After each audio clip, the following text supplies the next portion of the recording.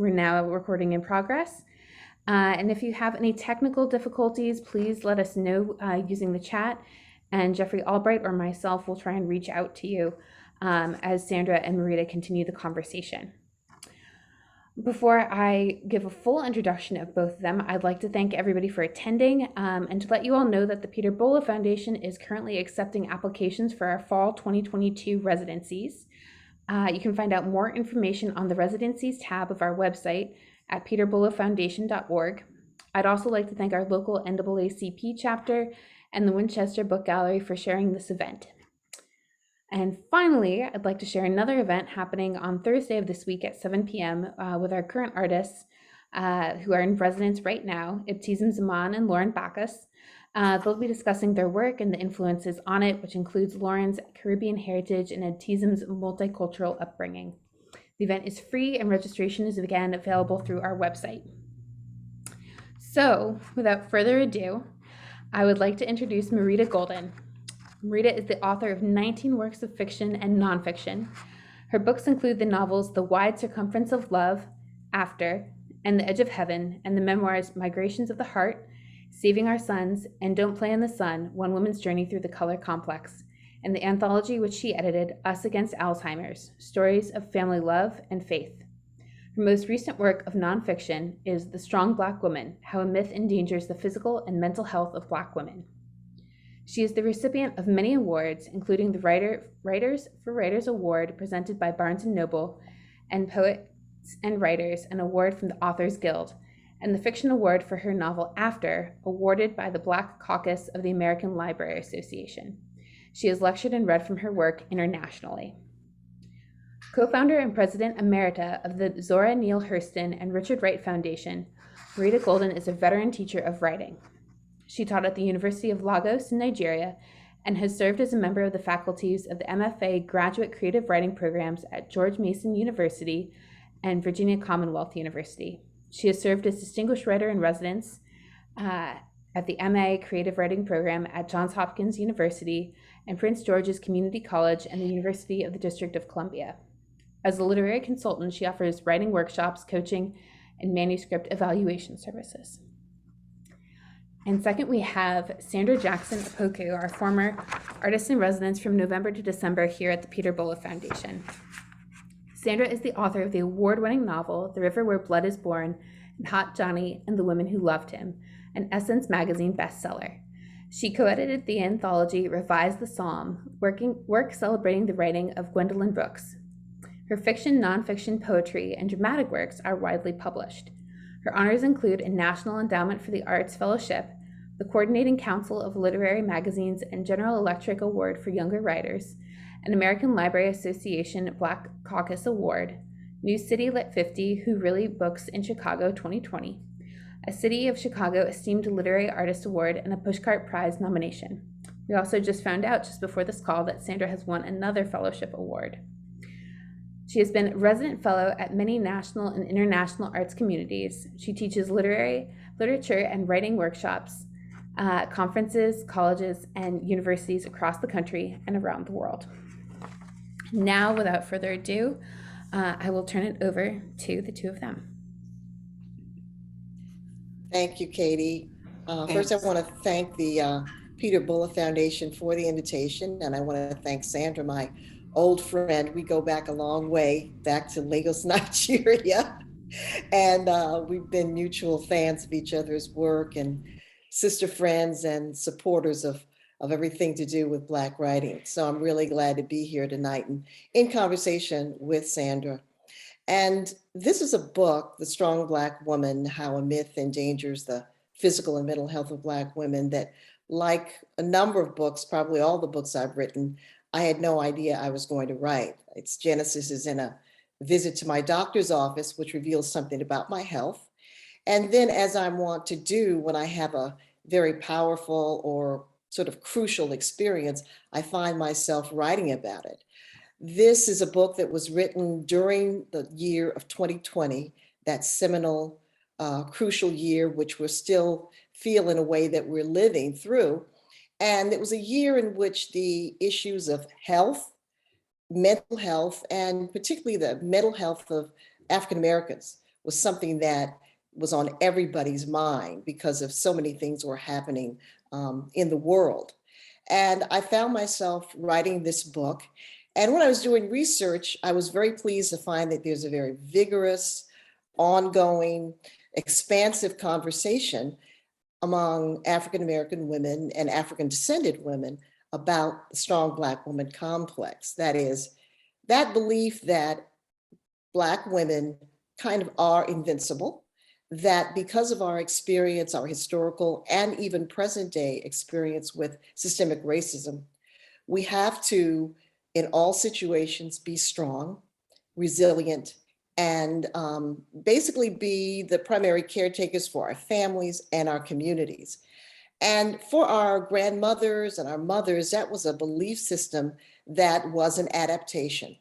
But we now know that it's really was kind of a maladaptation, because one of the things that we realize now is that Black women are in a health and mental health emergency. And some of that emergency is a direct result of the belief that Black women have to be strong all the time, that we can't ask for help, and the residual impact of all that on our physical and mental health. So I'm very glad to be enrolled in what is kind of a army, kind of a guerrilla army of writers and scholars and medical professionals and just ordinary women of all ages who are now saying that we have to talk about the toxic aspects of the belief that Black women are super women, always resilient, and that we can't set boundaries or ask for help. So when I was thinking about how I would write this book, I decided to write it in a format that I call communal memoir.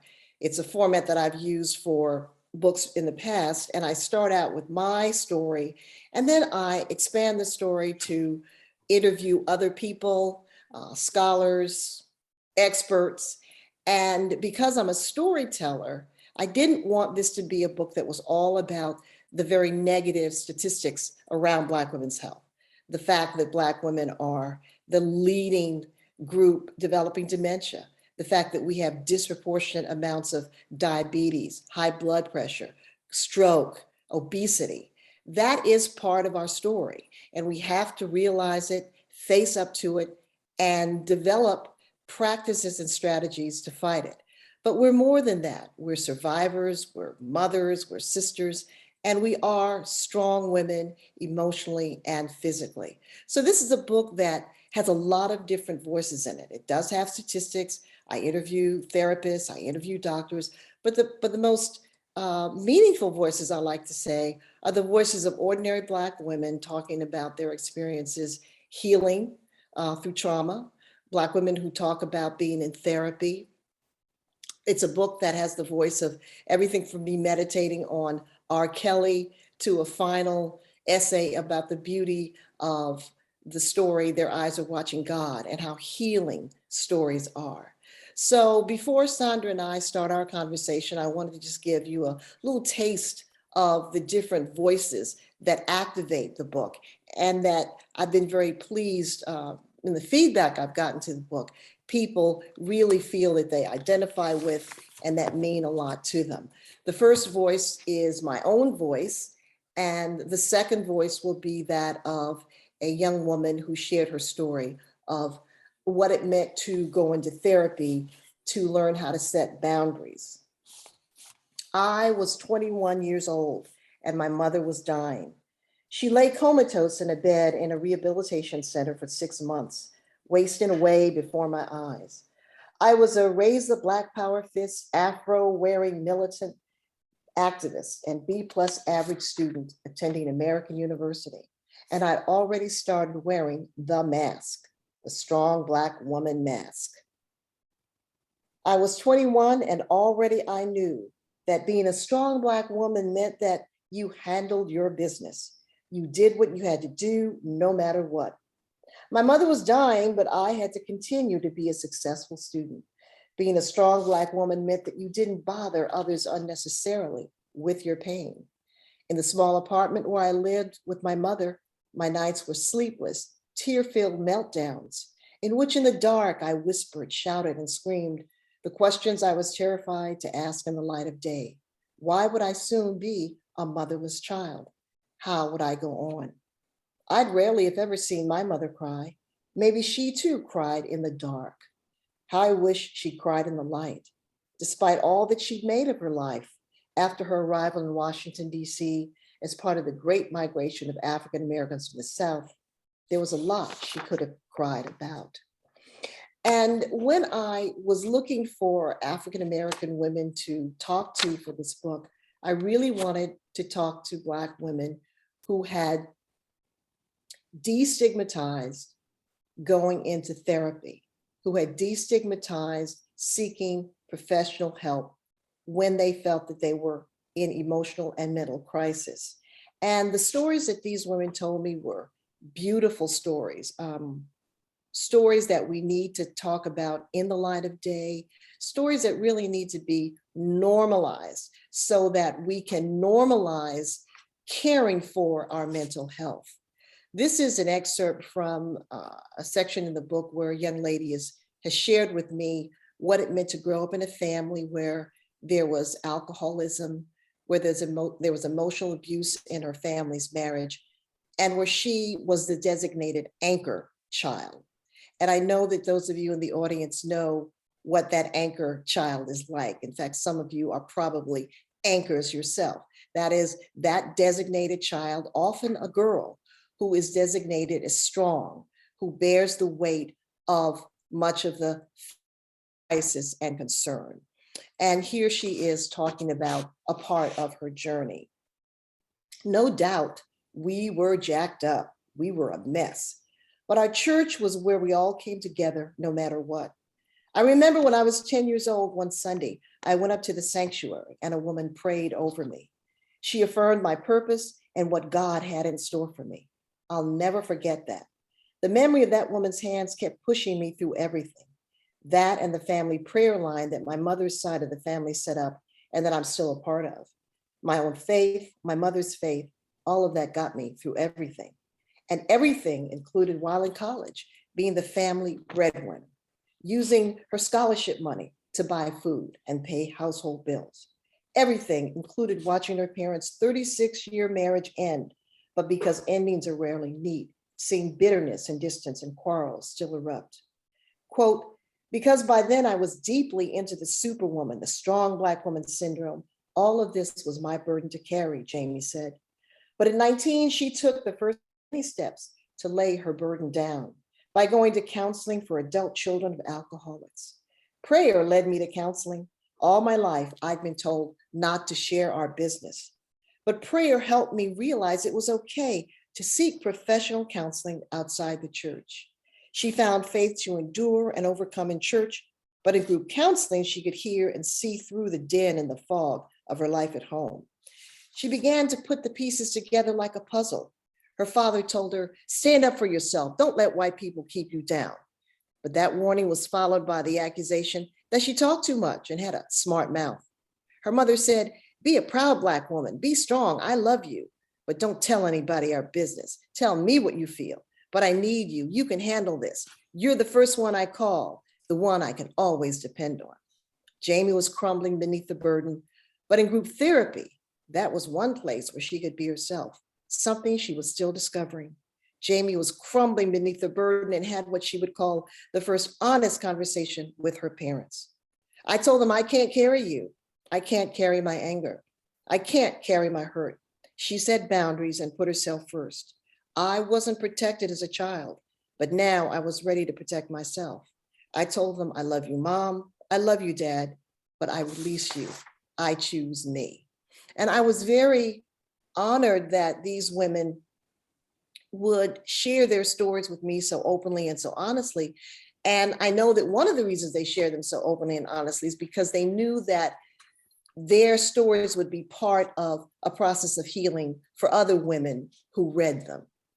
And I'm going to finish with reading a small section from what for me was probably the most creatively satisfying part of the book, where I reimagined the stories of some of our most iconic sheroes, people like Rosa Parks, Harriet Tubman, Fannie Lou Hamer. And I gave myself permission to imagine speaking in their voice if we had ever allowed them to tell us fully what they experienced, not just their victories and the things that they won and their accomplishments, but their pain and their anguish and the things that they felt too deep in their heart to share. And this is a section from the reimagining of the voice of Harriet Tubman. The visions were there in my head, right beside my name, my real name, woman, free. There were other visions too. You can't never stop seeing what you see when you lead men into battle, into an army raised up against you. I was the first woman to do that. It was a Civil War, June 1863, when I guided James Montgomery and his colored soldiers up the Combahee River. We sent the Confederates scrambling and ended up setting free 700 of my people who had been enslaved. Still, all the praying I did ain't never yet taken away the faces of colored men in blue uniforms dying to be free, dying with their faces shot off, or begging for help they knew wasn't going to come, or seeing a field that had once grown corn or cotton, now filled with the bodies of dead men, colored and white, after battle, watching pigs rooting through that field and eating what was left of them men, whether they were dead or alive. I dreamed about all that, and I couldn't tell nobody about them dreams, because anybody I'd tell, if they'd been in that war, I know they probably had a dream even worse than mine. Thank you. Wow, thank you so much, Marita. I'm really looking forward to this conversation. And I will say that this book couldn't have come along at a more important part of my life. I too am, one of those anchor women, now I'm called the matriarch of the family because I'm the oldest surviving female. I have an older brother, but nobody calls him the patriarch. And, this identity, this myth, this stereotype of the strong Black woman is what people often call you when they're getting ready to put a burden on you that is almost impossible to bear. The strong Black woman is maybe what I would consider a positive stereotype, kind of like Black people can dance and Asians are good at math and that kind of thing. But regardless of whether a stereotype is thought to be positive or affirmative, it is dangerous. So how has this stereotype affected Black women in negative ways? Well, I'm very proud to say I'm a strong Black woman. It's just that my definition of strength is now enlarged. And my definition of strength includes I can ask for help, I can say no, and I can take time for myself.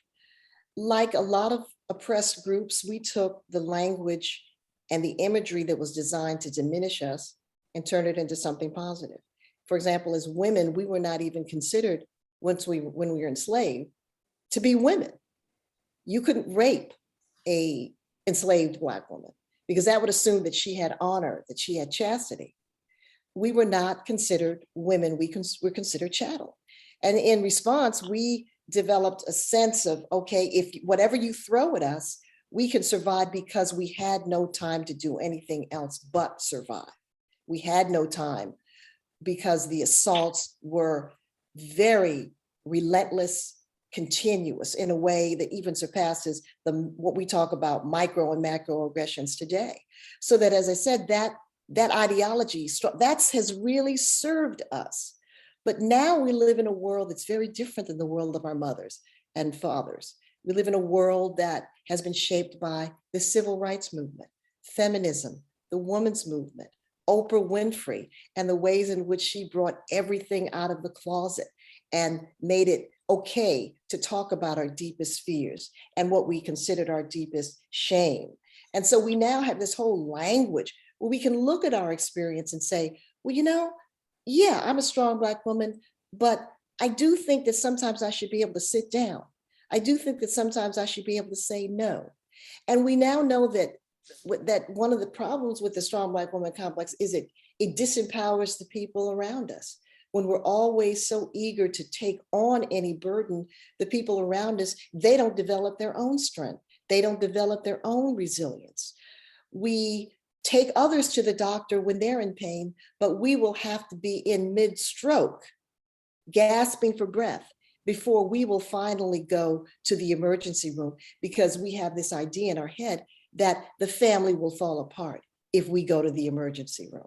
And so what it does is, yes, it makes us strong, but it corrupts in a lot of very diverse and insidious ways our relationships with other people around us, and particularly our relationship with ourselves. Dr. Aubrey Chapman, a very prominent therapist down in Washington, D.C., said to me that the Black woman is the most neglected woman in America. She's neglected by her family. She's neglected by herself. And so those of us who are now interrogating the strong Black woman complex are trying to create a new language. And this is going to be generational, so that I'm going to have to talk to my daughter-in-law. She's going to have to talk to my granddaughter about changing the vocabulary so that we can save our lives, because Black women are dying disproportionately in part because we feel we have to be strong all the time. Audre Lorde, the poet and writer, is famously quoted as saying, caring for myself is not self-indulgence, it is self-preservation, and that is an act of political warfare. So what habits of self-care sustain you? Well, my life was marked, and I talk about this in the book, by the fact that my father died of a heart attack when I was 20. No, my mother died of a stroke when I was 21. My father died of a heart attack when I was 23. And they were in their early 60s. Now, this was before, jogging and, all of the things that we do now. But when I saw them die like that, I decided very early that I was going to outlive them, that I wanted desperately to live much longer than my parents did. Their deaths haunted me and marked me for a very long time. And I didn't want any child that I had to suffer the loss of me at a very early age. And so I started in my 20s experimenting with vegetarianism. I started meditating. I do yoga. I have had a practice for many years of creating sister circles, particularly if I'm in high stress situations like a largely white workplace, to sustain me emotionally. I think I went to I had my first session with a therapist when I was like in my early 30s or late 20s. And so all of those practices have sustained me. I do not have perfect health, but they have helped me to live a decade longer than my parents. And I see my doctor regularly. So those are the habits that have really helped me. And when I was doing the book, I talked to a lot of therapists, and we talked about what they see in their practice with Black women. And what they see is Black women coming into their office in crisis, not having yet given themselves permission to feel the pain they feel. Black women coming into the office, they're on their cell phones. They can't even stop being on the cell phone long enough to actually start the session with the therapist. Black women who don't really, in their heart of hearts, believe that they have right to be happy or joyful. Black women who believe that joy and celebration is something for white women. Because as women who are part of a community that is under assault 24 hours a day, micro and micro, we don't have time to be joyful. We don't have time to celebrate ourselves. And these are some of the beliefs that these therapists told me that they're counteracting and teaching Black women to overcome.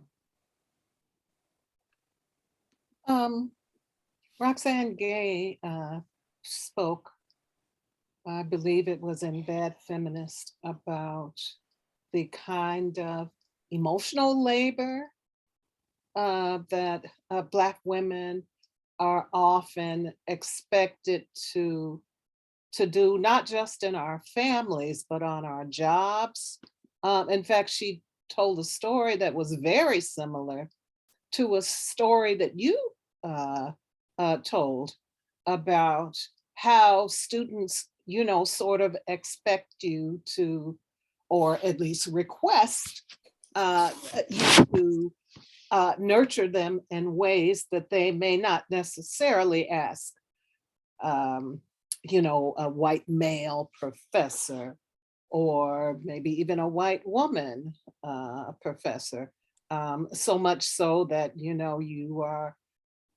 find yourself being a therapist and a mother and a counselor. So I guess the question, how do we, so you kind of redefine and reconceptualize this idea of a strong Black woman as the new strong Black woman. How do we begin to talk about this issue with the people in our lives, whether it's our family, our co-workers, our students, our men and our loved ones, and especially the young women in our family who are, doomed to continue this. No, they're not doomed. Let's not put that out there. I think that for me, I think it starts with us listening to our bodies and listening to our minds. What I find that sometimes is that African-American women, there's a phrase that the mind-body connection. That is that, you listen to your body and it tells, the mind and the body are all one. We tend to think of the mind as separate from the body, but actually it's all one thing.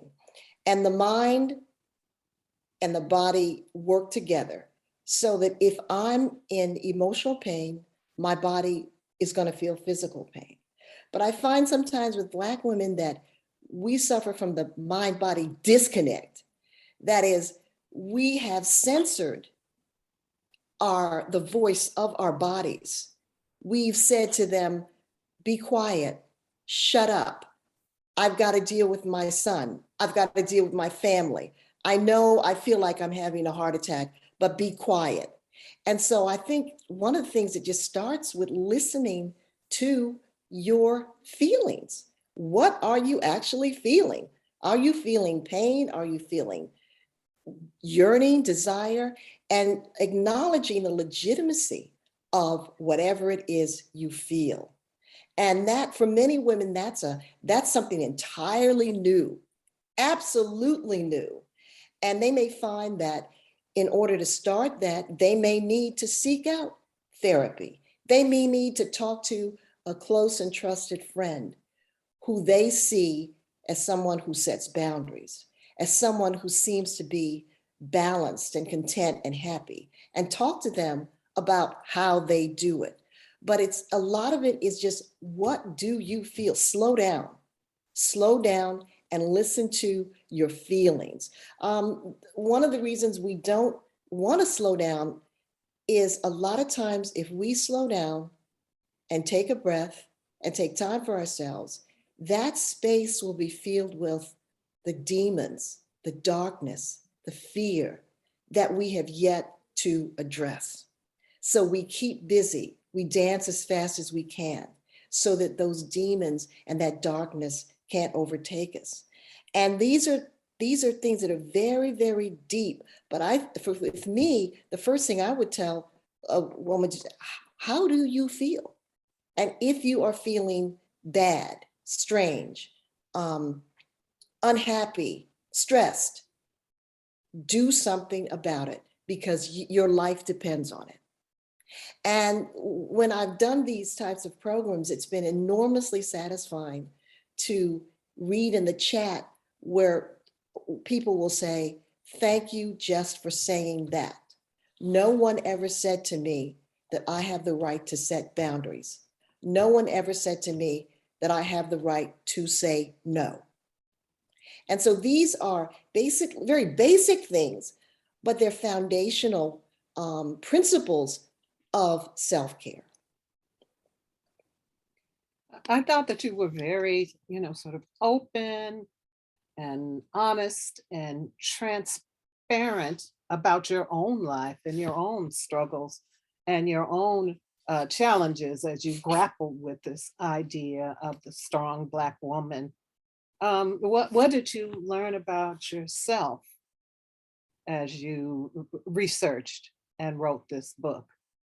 Well, what I learned is that I'll talk back in and then I'll answer that. What started the book is that I had a kind of a incident over one weekend where I felt like I was having a stroke.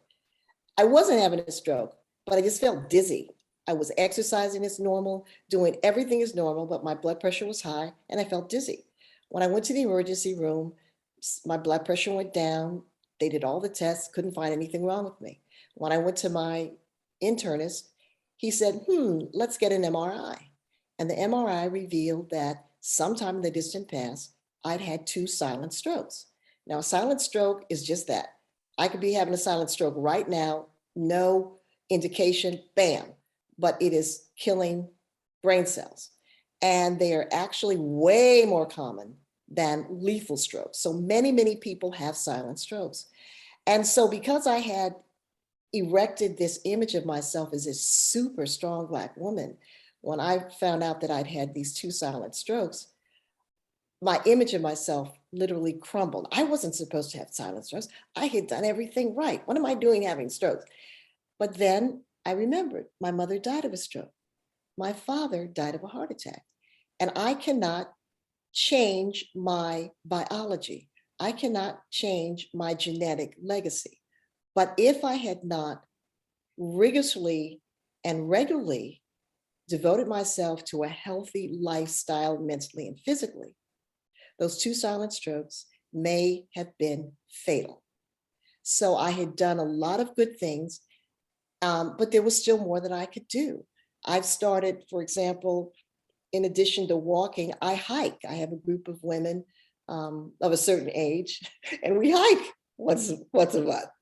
And my doctor put me on, a little addition to my meds.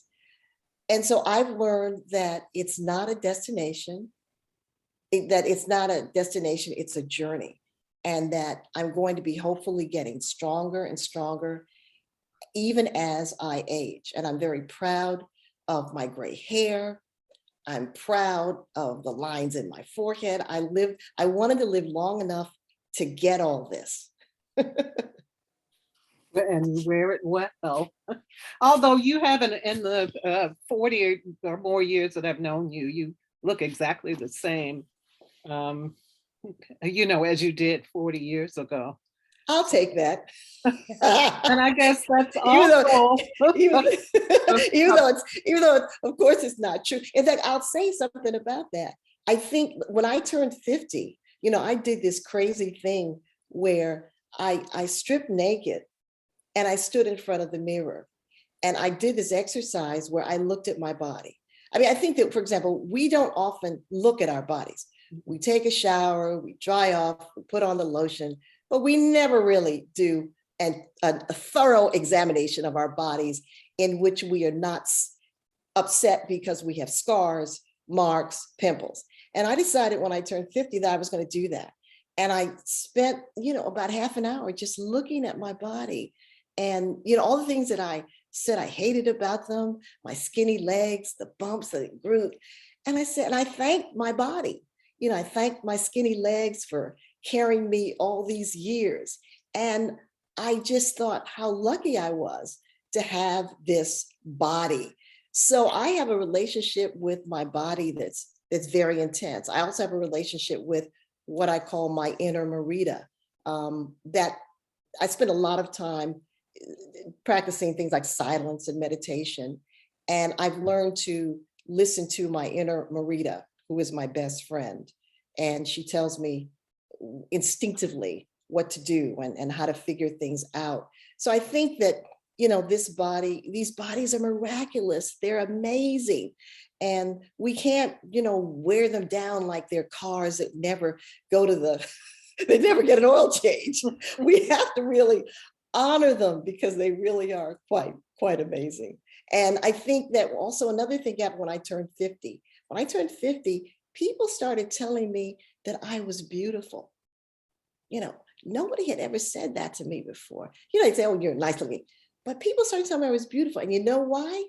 Because by the time I was 50, I had worked a lot on trying to accept myself. I'd worked a lot on trying to trust myself. I stopped wearing makeup and just put lipstick on and just, this is what you get. And I think that what people were seeing was the inner me. They weren't responding to the out, they were responding to what was radiating. And I'm still trying to perfect that radiation. It's not perfect. I'm still trying to shine it up.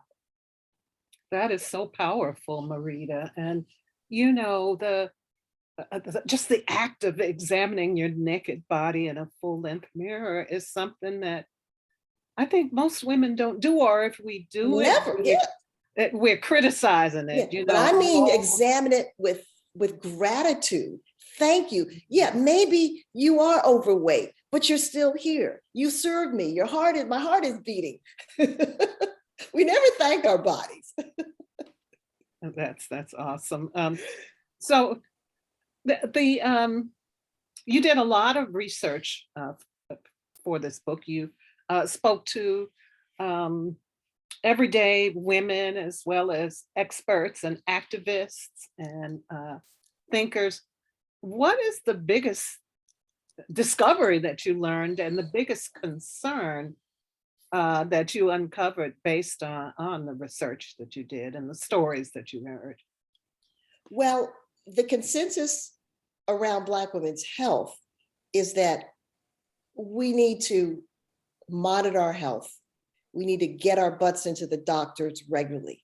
We need to see a therapist if we need to, and not be afraid of that, even if our mothers tell us that that's a sign of weakness. But if I summed up, I asked one of the cardiologists I talked to in the book, and I said, what is the one thing you would tell Black women to do? She said, move. I would tell them to move. I would tell them to start exercising, to walk, to move in ways that support health, because Black women don't do enough. We're always moving. I mean, my God, we're constantly moving, but we're not always moving in ways that are designed to reinvigorate us and support the natural health of our bodies. So move. And then when I talked to the therapist, I said, what's the one thing you would tell Black? They said, slow down, slow down. That is, take 5 minutes out of your day. And one of the therapists said, she told a client, I want you to take 5 minutes a day and just do nothing, just close your eyes. And she said, 5 minutes? I can't take 5 minutes.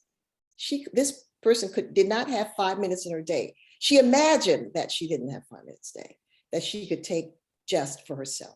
So moving and slowing down, breathe.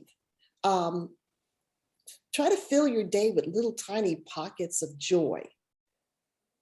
Close your door, even if you have to lock yourself in the bathroom, just breathe. Off limits, my time, me time, downtime.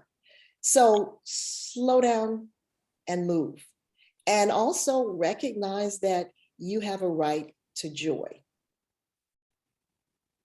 That's probably, as Audre Lorde said, one of the most revolutionary acts that you can do for yourself, allowing yourself those moments of joy.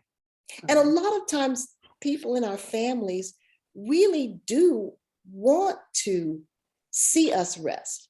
But because we're always telling them that we don't need to rest, they take that as gospel. I mean, I joke about how in the Black community on Mother's Day, everybody's rushing to go out and buy some cheap balloons and $5 flowers for grandma and ma, when the most significant thing they could do is during the year, ask grandma, what can I do for you? Do you need anything? And not wait for Mother's Day or their birthday to buy balloons and $5 flowers.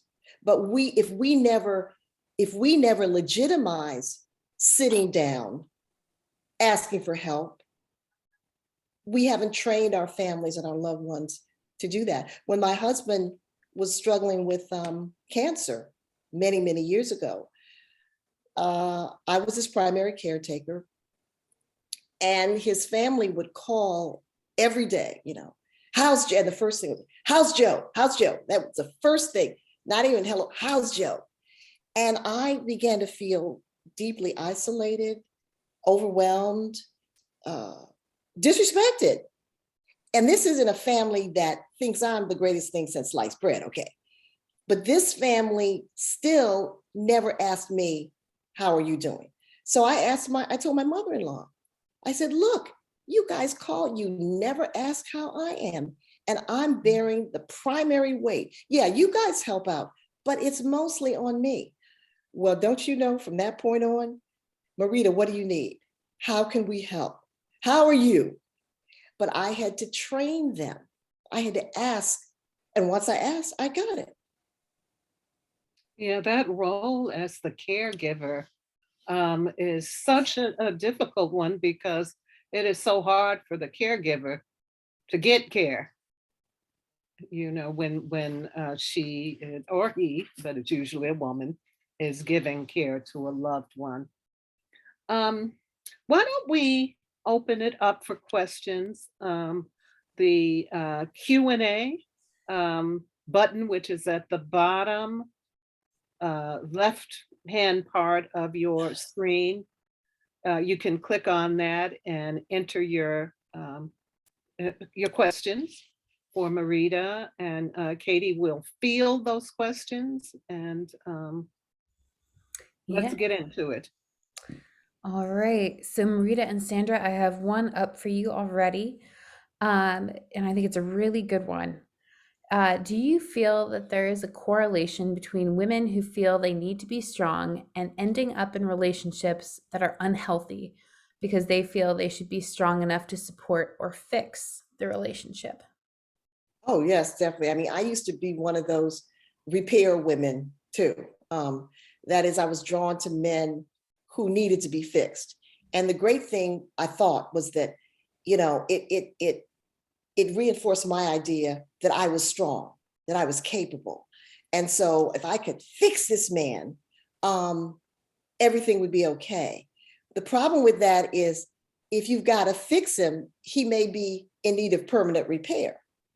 And when I was in therapy to discuss this, my therapist said, well, what's happening is you're choosing men who actually are a psychic reflection. You may think you're so strong, but they actually reflect your weaknesses. And you're now, in fact, I say in the book that I was half a woman looking for half a man. When I got clear about being healthy in myself, I was a whole woman looking for a whole man, and that's what I found. But many, many women, particularly Black women, are addicted to repairing men because it makes you feel so strong. That man needs you. And the fact that he needs you raises your self-esteem, you think. Yeah, there's so many women who I've met who say, I don't understand it. Why am I attracting mates, or partners, who have this overwhelming need? And I think the question is more, why do you let them in? Because needy people will come to whoever. He's also needy. He's also needy. You're attracting what you are. It's just in a different disguise. I think that what you Yeah. said about Marita, about, you're a half person attracting other half people, and when you were whole, you found another whole person's particularly poignant. I have another one, in a slightly different vein, very different track. Earlier, you mentioned your granddaughter. And I'm curious, I don't know if she's of age yet to read this book, or how old she is, but when She's 15 months. okay, so she's got some time. But her fourth word was book. So she's already on the way. I'm curious when she is ready to read this book in maybe 15 more years. What do you hope that she takes away from it? Well, I actually have, this is my biological granddaughter. I have two step granddaughters, one who's 25 and the other is 10. And I hope what they take away from the book when they read it is that they have a right to joy, and that they have a right to be strong, but also to be vulnerable. For example, one of the most meaningful conversations I had recently is with one of the women who's profiled in the book, and I connected with her after the book came out, and she told me that her partner had died recently, had died during the lockdown. He was about 30 something, and it was very tragic. He went to the hospital during the early days of COVID, and just, it was a madhouse. Like, they gave him aspirin, said go home. 3 days later, he was really in distress. She's driving him to the hospital, and he dies in the passenger seat on the way to the hospital. And she had a child with him, and she had a 12-year-old daughter. And the daughter was very close to him, as well as, there was his son. And she said to me, she said she immediately got the daughter and her in therapy. And she said she cried in front of her daughter. She said, I didn't cry the Amazon River, but I cried the Potomac. I let her see my tears. And so that she knew it was okay to cry, and we comforted each other. And in my own family, one of my husband's nieces recently lost her father. She's 10. And when I asked her about her feelings and crying, she said, I haven't cried. I'm holding it in. Now, she is in a different situation where there are severe economic issues that weigh on the family. The mother is under enormous stress with a lot of kids and not the kind of support she needs. And so when the niece told me this, I realized that whenever I'm around her, that I have to have conversations with her about the importance of showing her emotions, that she doesn't have to keep her emotions in, that it's okay to cry. So that I think that when we are in the presence of young people who are asking for help like that, we have to tell them, show your emotions. There's nothing wrong with that. If the adults in their lives have not had that conversation, you can have that conversation with them. Wow. Oh, wow. We've got some more good questions, at least two more. So when first establishing boundaries with friends and family who have always seen you as the strong one, what do you suggest as the first step you take in setting those boundaries? Well, the first step is to get clear in your own mind that you deserve to set boundaries, that you are ready to set boundaries. The worst thing you can do is set a boundary, meet resistance as you will, and then say, okay, there's a great book I've read called My Answer is No, if that's okay with you. Okay, so the answer has to be no, whether it's okay with you or not. Now, we're not going to say no to our mother, our sister the same way. There are ways to negotiate no.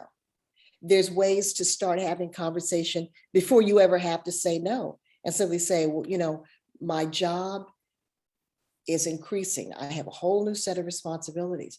I know that in the past up to now, I've been available, but I'm not going to be available going forward. But I still want to help you. But I need you to understand, yeah. The resistance that you're going to get is absolutely inevitable. And the fear that we often have is that, oh my goodness, if I say no, they're going to be so mad with me. They'll get over it. Or that they'll fail, they'll crumble. Yes. They won't be able Right. to function. Right. They'll figure it out. They'll figure it out. You can say, well, I can get you started on Google looking up a solution. I can't do 2 Saturdays. I can do 1. Actually, you know what? I had planned to take that day off for myself. Hello. And you have to see, that's why it's not really what others say, it's what you believe. So if you believe that you deserve this, you can stand up in the face of, yeah. And you can learn how to negotiate. And if you're serious about learning to say no, as I said, there's a great book. My Answer is No, If It's Okay With You, by Dr. Nanette Gatrell. And there's a whole lot of books out there that will really guide you through this. Talk to your friends who know how to say no. Ask them how they do it. And realize that your family does love you. They'll learn. And I think that a family that really loves you will actually be glad to see you in the end. Down the line, they will be glad to see that you're taking time for yourself. I think that's wonderful. One other one, totally different direction. For both of you, did your pathway just happen, or did you have to press or struggle to choose your way of life? Sandra, you want to go first? Well, if by that question you mean, how do I negotiate this strong Black woman myth, I think I'm still a work in progress.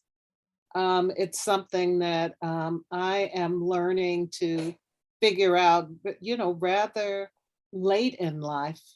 And, Marita, I think you said this earlier, there's a certain sort of a pride or egoism in being the strong one and being the stable one and being the helper. So that's something that I've had to, to release that, I'm not the center of the world and I am not the solver of everybody's problem.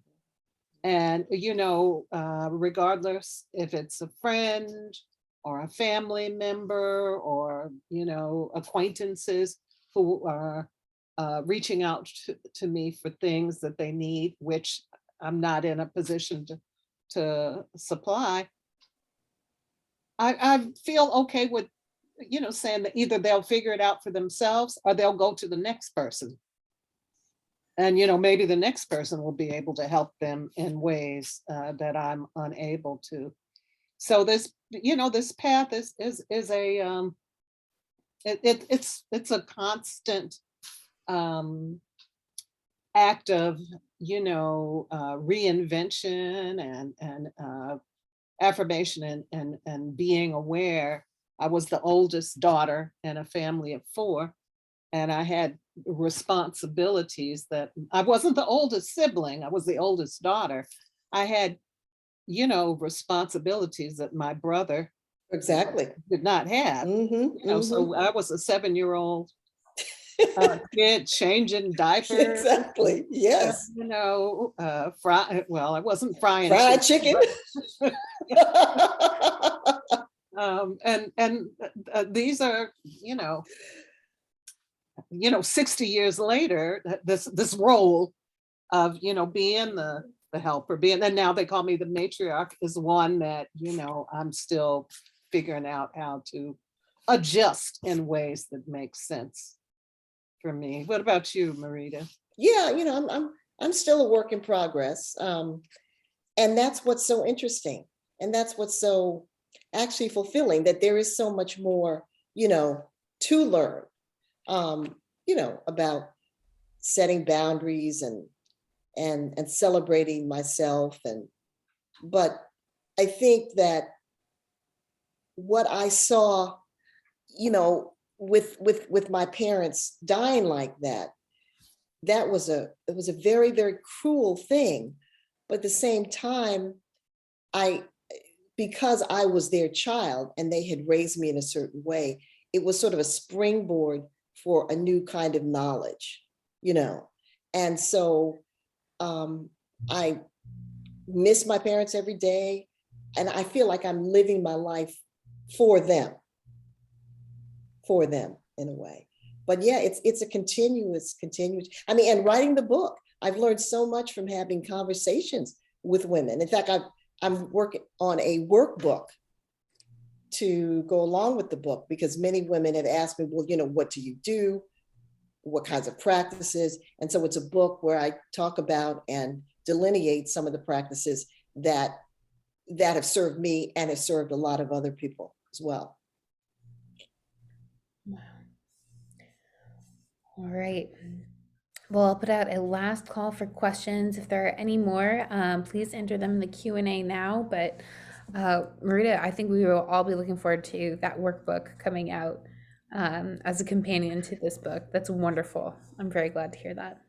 I just wanted to direct those who joined us to my website, maritagolden.com, where they will find my blog, my bookstore, as well as information on the writing workshops that I have coming up.